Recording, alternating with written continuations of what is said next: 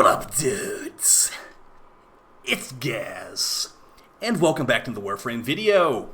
So we got another episode of This Week in Warframe. We're going over the entire weekly reset. And yes, you read the thumbnail right. We are on Lotus Eater's watch. This week is starting the first week of August, and the Lotus Eater's update is slated for August. That's going to contain Sevagoth Prime and a small quest, and some other stuff. So let's get into what we have for the weekly reset, though. We can talk about that a little bit more later in the video. Before we do, though, make sure you sub this channel. We do daily Warframe video uploads. We're also live on stream right now, recording this video and doing the weekly reset once this video goes live. So come on, stop by if you haven't already. Alright, for your first weekly reset item, Teshin, let's see what we got. Alright, looks like we got 50,000 Kuva at Teshin for 55 steel lessons, and that is technically a discount if you were to buy it individually for 10k each. You're saving a little bit of steel lessons on that. But yeah, beyond that, we do have dog days going right now on all platforms, which is going to be that squirt gun fight. And also, guys, the Tenno Live Halvania Central Mall is going away in like 17 hours, more like 18 hours. So if you want to go check out the 1999 stuff before it comes out in December, this is likely to be your only chance to do that. So yeah, you can say goodbye to the proto frames until likely like late December if you don't go. You can technically go say buy them right now if you wanted to. All right, going over to Arcaides Weekly Wares. Let's see if we got any of our stuff worth checking out over here, which is probably not gonna be the case. But yeah, guys, new Incarnons should be here in like November or October, so not in Lotus Eaters, but sometime soon. Okay, so we actually have a reason to come over to Arcaides this week. We've got an Orokin Reactor Blueprint and an Orokin Catalyst Blueprint for Pathos Clamps. So that's great. Additionally, you've got 5,000 Kuva, Axis Warframe Adapter, and a Forma Blueprint. So plenty of options here as far as using your Pathos Clamps. Like, you know, this is one of the only ways in the game to get a free Catalyst. And hey, if you just got the Act Magnus Prime, you could throw us on the Act Magnus Prime. So yeah, good stuff there. An actual reason to check her out this week. Let's go look at our EDA. So, reminder, if you have not been playing the Elite Deep Archimedean for a while, it feels like the boss fight is strangely absent. Like, it's been like, I don't know, a month? I haven't been really paying attention, but maybe over a month since we had the boss fight in the Elite Deep Archimedean. It's always been like, let me guess before we get there. Alchemy Survival Exterminate's my guess. That's my guess. Maybe Survival could be something else like Mere Defense instead, but I'm guaranteeing an Alchemy and an Exterminate. So let's see how my prediction did. Word to the wise, Tenno. And I called it. What is this baloney, DE? Give us the boss fight! Give us the boss fight, dude. Oh my gosh. I pretty much predicted it, too. Okay, so let's see what we got here. So we got the Disruption, Alchemy, and Exterminate. And as far as your modifiers... But what happened to the boss fight, dude? Where did it go?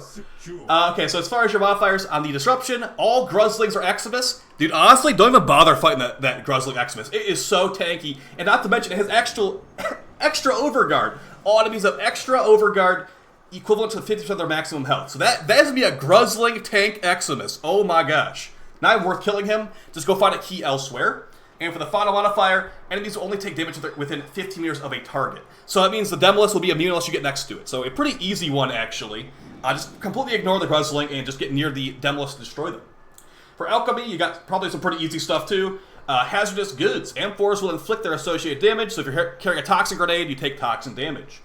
Rupturing Fragments replace the Shuffling Fragments, so the arm enemies will explode for about 5,000 damage per explosion. So be careful about that. And if the explosions weren't enough for you, every enemy will explode with the Elite Archimedean modifier post-mortal surges. So, arm enemies explode, and the normal enemies explode. Just be careful on this one, not getting exploded. And for the final mission, Exterminate on level 3 for some reason, we got Mech Influx. Mechs will appear with a greater frequency. Alluring Arcanids. The dog robots will charge up their attacks and pull Warframes towards them, and also enemies slowly regenerate health. This is probably the easiest EDA of all time. I'd say the only issue you could maybe have is going to be in the Alchemy with an exploding enemy. And that is being generous, to say the least. As far as the other modifiers, the personal modifiers, you got Transference Distortion, so no Operator allowed. Knife Step Syndrome, lose 2 health while moving. Jumping pauses the effect. Ammo Deficit, you have less ammo, and restored ammo is reduced by 79%. And Energy Exhaustion, lose 2 energy per second for every enemy within 10 meters of you. And I've got Dante, so I pretty much have the easiest EDA of all time today. So yeah, it's a really easy layout of missions, really easy layout of modifiers, and I'm just really wondering where the boss fight's at. So good luck getting all that loot, guys. Some of that stuff is pretty much guaranteed at this point, though. For Bird 3 Shard, let's see what we got. And yeah, if you didn't know this, the Owl Archon's been kind of glitched out for a while, so we'll see if he actually showed up this week, but I'm assuming no. We got the Crimson Archon Shard at Bird 3 for 30,000 rep. If you haven't played in a while, remember that the EDA gives you 15,000 rep, and each Netra Cell gives you 5,000 rep after that, so you can get 30,000 rep from just doing your EDA and your Netra Cells for that stuff. Alright, let's take a look at the Deviri and the Archon Hunt. Okay, so it is the Snake Archon with the Yellow Archon Shard. The Owl Archon's taking another week off, it seems like, but we got mission types of Rescue, Interception, and the final boss showdown. Pretty good stuff there. Alright, so for your circuit, let's see what we got. So we'll start with the normal path circuit. And we got Garuda, Baruch, and Hildren. This is all the Fortuna frames right here, so whatever one you want to go for is going to be up to you. But reminder, if you do pick Hildren here, you still need to get the Lazulite toroids from the Exploiter Orb. So you can't just get out of this scot-free, okay? So you can still go for her because she's a little bit annoying to farm. But yeah, you're not really completely dodging the Exploiter Orb farm to get her, unfortunately. But it can still cut down how many runs you have to do to actually get all the parts. You got Garuda as well, which comes from bounties, and Baruch that comes from the Profit Taker Syndicate. So as far as which one I recommend to you, I'd probably say go for Hildren or Baruch. Garuda is really easy to farm. These guys are pretty easy to farm too, but yeah, maybe go for Hildren or Baruch just because Hildren requires quite a bit of farming of the Exploiter, so maybe go for her. But really, they're all super easy to farm. Yo, is that a Stug blueprint? A Stug blueprint for leveling up. All right, that's the loot I'm looking for right there. Now for your Steel Path Incarnons, you're in luck this week if you have been playing because you got the good stuff this week. You got the Week 5 Incarnons. But reminder, if you haven't played in a while, you can pick things like Kuva or Rivens instead of those really good Incarnons. You already have them. Okay, so you got the Taurid Incarnon, the Dual Tox Incarnon, the Dual Ichor Incarnon, the Miter Incarnon, and the Atomos Incarnon. This is definitely the strongest week of Incarnons that's available. As far as like every weapon that's here is really, really strong. Really, really powerful. But I'm going to recommend the ones to you as if you don't have any of these going forward. So it's just like, okay, if you came into here with no Incarnons already, which ones would I recommend that you pick? That will be the basis we're going off of today, okay? Now for the Taurid Incarnon, this thing is an infested grenade launcher. In its Incarnon form, it becomes a chaining toxin beam with lots of good range and chaining, and very, very high stats. Now the top tier Incarnons, this thing can get crazy crit chance, crazy hybrid stats, or crazy status chance you want to. This is one of the best weapons in the game. It has extremely expensive Rivens, and it's very good at ad clearing and boss killing. So highly recommend this one. Is like the #1 recommendation this week before we even go over anything else. It is really viewed positively by a lot of players. In a very similar vein to that one, the Dual Toxist Incarnon is a top-tier weapon in Warframe. This thing is extremely good for high-level missions, boss fights, ad clear, you name it, it can handle it. And now with the new full auto changes, I believe the normal form of this will be full auto as well. I haven't really tried it recently, but I assume it would be full auto.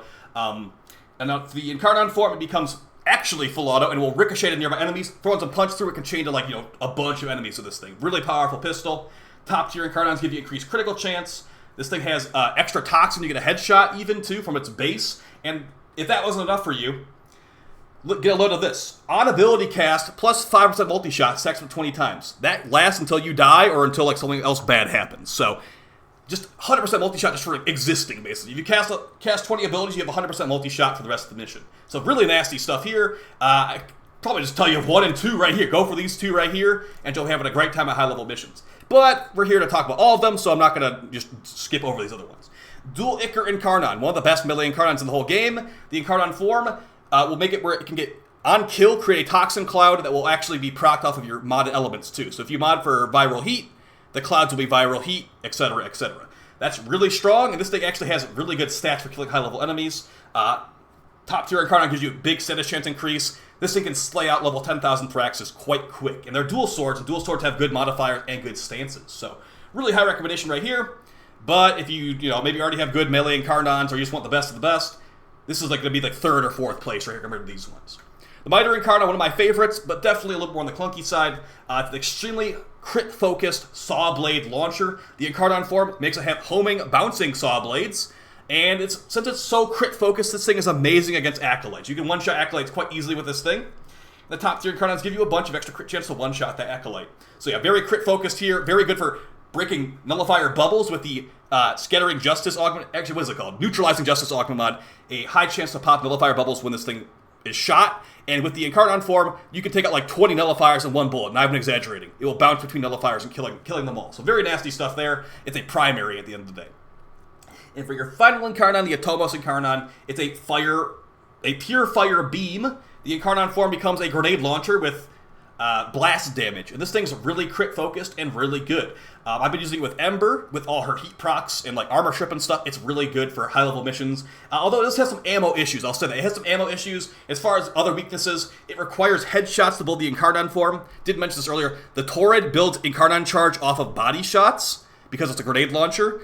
This thing requires headshots, and it's a chaining beam. So it just feels like you kill enemies too quickly to actually charge it. And the Incarnon form doesn't really have any built-in heat either. So you have to mod for heat on the Incarnon form if you even want to have it on there. So I made it sound not that great, but it actually is really, really good. Lots of beam range on here. If you have a high energy pool, lots of crit damage too. It's really powerful.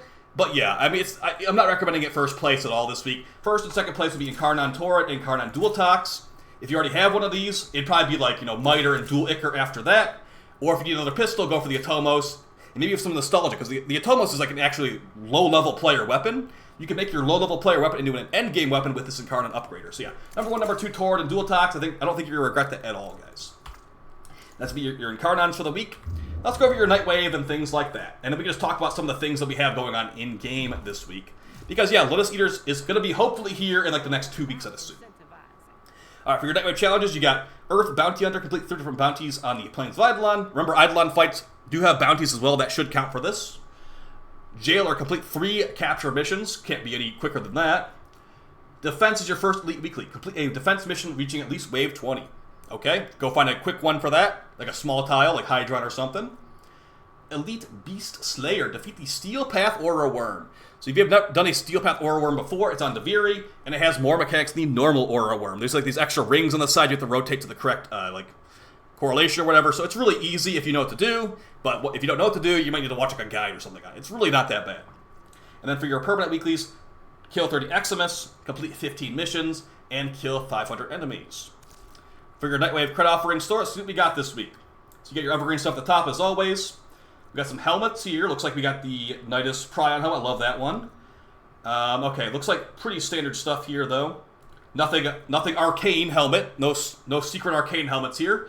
Oh, okay. We got some good augment mods this week though. We got corrosive projection, sprint boost, bursting mass, dizzying rounds to the Bronco.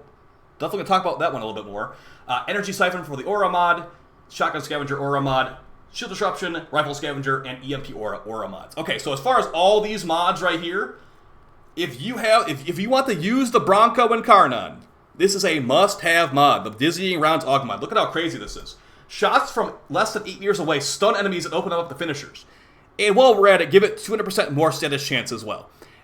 This mod is very worth running. It's a very good utility weapon. It's also really good for killing high-level enemies because that status chance can be really good with the Hemorrhage mod, giving you impact to slash procs. I really like this a lot. I highly recommend picking this up if you have not already. It was a previous season's Nightwave augment mod. But it's here now for 20 Nightwave credits. And corrosive protection, giving enemies less armor. We've had enemies' armor nerfed, but still, a extra little chunk of damage there is quite nice. Sprint boost is great for speedrunning missions. And energy siphon could be nice just for, more casual missions, getting some extra energy thrown in there. The rest of the stuff you don't really need, like shield disruption, rifle scavenger, For your conclave mods down here, you got focus acceleration, prism guard for Mirage, and singularity for Nyx.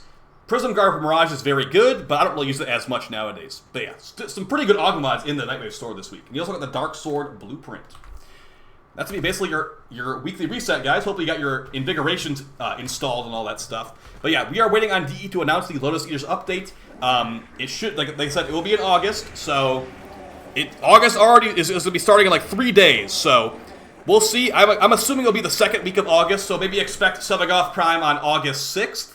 If not, maybe on August 13th. I'd say next 2 weeks, expect the Sevagoth Prime update. Alright, so for these Invigorations in the back of our ship, these are random per player per week. So just because I have Garuda, Mesa, and Harrow doesn't mean that you have them, or vice versa. So if you want to unlock this, go to the Necrolisk and get the rank 3 Syndicate, or actually rank 5 Syndicate upgrade for the Helmet Invigorations segment. Let's see what we got. All right, we got Harrow, primary damage and ability efficiency. That's pretty nice for Harrow. I could just go full blind rage with Harrow and get crazy amounts of energy efficiency and energy back. Primary damage pretty nice with Harrow's big crit buffs. But not a top tier one at all. Let's see what we got for Garuda here. We got heal rate and primary critical chance. That sounds pretty fun, actually. Not the most meta of them. Heal rate's never really what I'm looking forward to. But hey, throw on some heal rate, can cast my 3 near endlessly, and primary critical chance, make my Galaxian maybe 100% critical chance. So that's pretty good there. And not to mention if I use the Torrid Incarnon, it'd be like constant red crits, so pretty nasty. And for Mesa, oh my gosh. Wait, secondary critical chance on Mesa? That works on her pistols, right? That works on the Peacemakers. Okay, that looks pretty nasty. I might have to try that later in the week. Someone was asking earlier about orange shards and red shards on Mesa's pistols. Let's jam another 200% on there, see how it goes. So yeah, maybe keep an eye out for a Mesa video later in the week, guys. Either way, I have to make the AX52 level 10,000 guide still, which I've been meaning to make. Still got the Ivar Invigoration from last week, and I will see you guys next time. Appreciate the support, and yeah, see you on stream. Take it easy. Bye.